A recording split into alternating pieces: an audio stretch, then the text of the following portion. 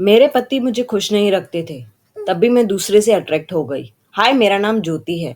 मेरी शादी को 8 साल हो चुके हैं। घर, गाड़ी, सब फैसिलिटीज है, पैसा भी बहुत है। पर वो सुख नहीं है जो पति पत्नी के बीच में होता है। समझ गए होंगे।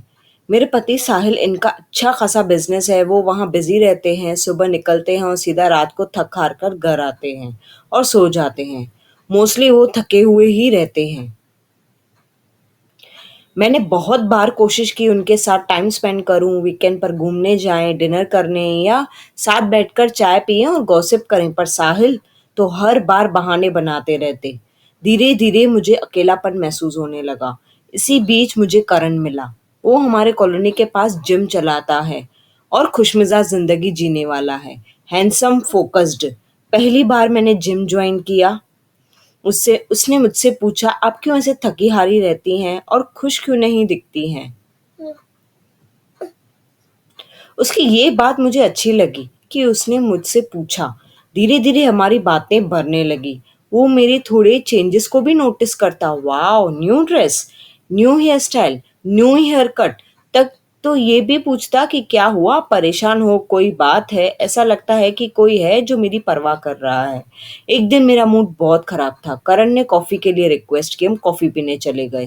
पहले मैंने तो बहुत मना किया, फिर मान गई। कॉफी पीते पीते मैंने उसको सब अपने मैरिड लाइफ के बारे में सब कुछ उसे बता दिया।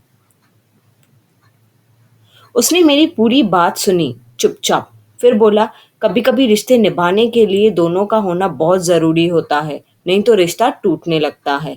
उसकी ये बात मुझे दिल पे छू गई। क्या मुझे वो दोस्त नहीं लग अभी वो मुझे दोस्त नहीं लगता, उससे ज्यादा लगता था, जो दुनिया के नजरों में गलत है। पर मुझे इससे इसमें खुशी मिलती। हम रोज कहीं कैफे, पार्क, चोरी छुपे मिलते एक दूसरे से। हर मुलाकात में और नजदीकियां बढ़ती जाती थी।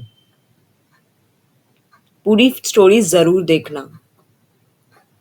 पर इस सुख के पीछे मुझे टीस था कि मैं साहिल के साथ गलत कर रही हूँ, उन्हें धोखा दे रही हूँ। वो इतनी मेहनत करके घर थक हार के आते हैं। आखिर एक दिन साहिल ने ही पूछ लिया, क्या हुआ काव्या, तुम बदल गई हो, मेरे से भी बहुत दूर रहती हो, क्या हुआ है, कोई बात है? मैं सुन हो गई। उनके क्वेश्चंस में ना शक नहीं था, उल्टा दर्द था। मैं रो पड़ी साहिल के सामने।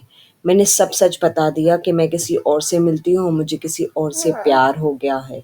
उससे फीलिंग्स भर गई। साहिल बिल्कुल चुप हो गए। कुछ देर बाद बात भी नहीं की।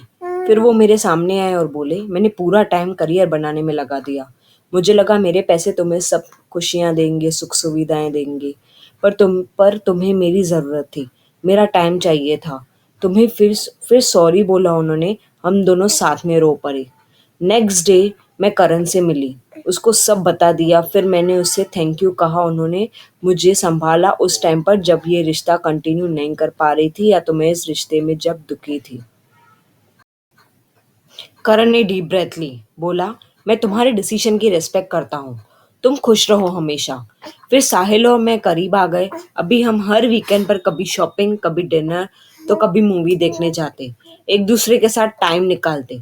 एक्स्ट्रा मैरिटल अफेयर करना सही नहीं होता। आपको अपने पार्टनर के साथ कोई भी बात सही नहीं लगती है तो एक दूसरे के साथ कर देनी चाहिए। दूसरे में सहारा ढूंढना सही नहीं होता। कोई भी इंसान अभी परफेक्ट नहीं होता। जो भी बात है हमें एक दूसरे से कर देनी चाहिए। स्टोरी अच्छी लगी हो तो लाइक, शेयर एंड सब्सक्राइब जरूर करें। और दूसरे कौन से टॉपिक्स पे आपको स्टोरी सुननी है वो भी प्लीज कमेंट करो।